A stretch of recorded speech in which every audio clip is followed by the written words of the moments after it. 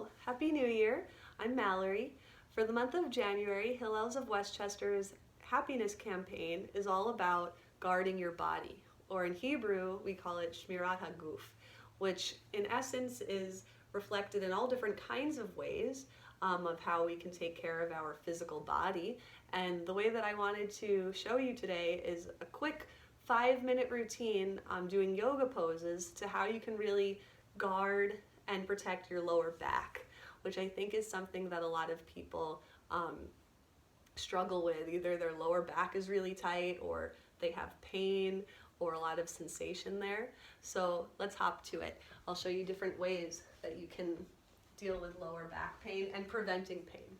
So we're gonna do cat-cow first. You're gonna stack your elbows over your wrists and then your shoulders over your elbows and have your hips directly over your knees.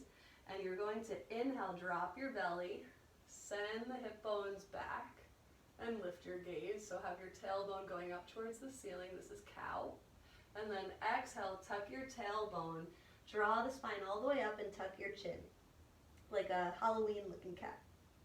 And just alternate. Inhale, come up. Exhale, tuck everything in. And you can do this for a few rounds. I recommend doing this twice a day. Around 30 breaths or so of this, and then doing it in the morning and the evening before you go to sleep. I used to have a yoga teacher who would say that flexibility of your spine is everlasting youth, which I always really held in my mind. It was such an important thing to be able to move and be able to experience all different kinds of activities, and being able to do that by having a healthy spine.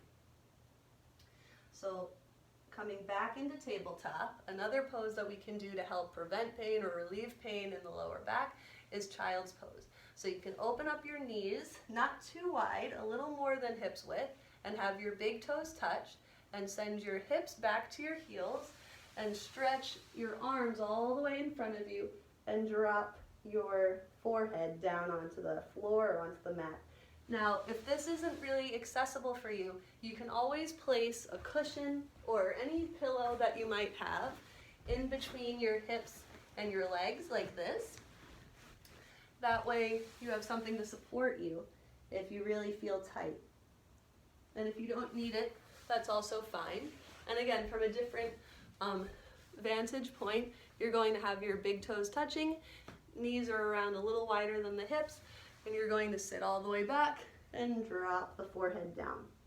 You can also flip your palms so that your hands are up this instead of like this, and then bend your elbows and see if you can just graze the shoulders to get a deeper stretch in the upper back as well.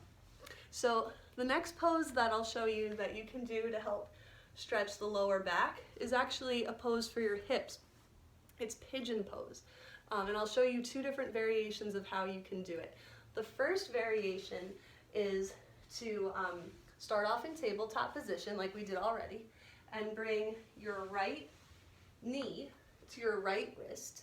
I'm sorry, I'm doing my left leg. So my left knee to my left wrist, and then as much as you can, slide your right leg back and sit up like this. You can just rock from side to side, or just like we did in child's pose, you can start to come all the way down, and you should feel a sensation in the external part of your left hip. And it could be a really big stretch, and you can just breathe through it as much as you can. Try to relax. Take a deep breath in and a deep breath out. Here you can also stay on your hands or on your forearms, or you can have a block underneath you if it's too much to come all the way down. If you want to go a little bit deeper, you can just bring your left leg to be a little bit more parallel or closer to parallel, and continue to really ground the hips. A common misalignment here would be to just go all the way onto your left hip. You want to keep both of the hips elevated and squared. So that's one way to do it. Another way to do it is a little bit easier on your back, and to bring your left ankle on top of your right knee. And the first thing you can do is just push that left knee away to stretch the hip.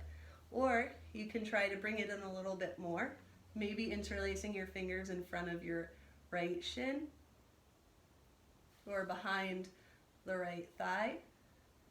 and just breathe. And again, you'll feel that stretch on the outside of your left hip. And just take a few breaths. Again, this is something great that you can do every day. And then doing both sides, of course, for balance. And start to come up. So the last pose that I'll show you for helping lower back tightness or sensation is to do cobbler's pose. So you're going to bring both of your feet together like this and bring your heels in as close to your groin as possible. Take a deep breath in, and then as much as you can, start to fold and just stay here for a few breaths. If your knees are all the way up here, that's okay, right? It just depends on where your flexibility is for today. And if it's impossible for you to come all the way down, maybe you're just working on this, totally fine as well. Okay, so I hope that you can use some of these poses every day and that you see improvement in your body and that you start to feel a little bit more relaxed and open in your hips and your lower back, and hopefully some relief from any discomfort if you're a person that has a lot of sensation there. So please feel free to ask questions or leave any comments. I'd be happy to hear from all of you. Thank you so much for watching.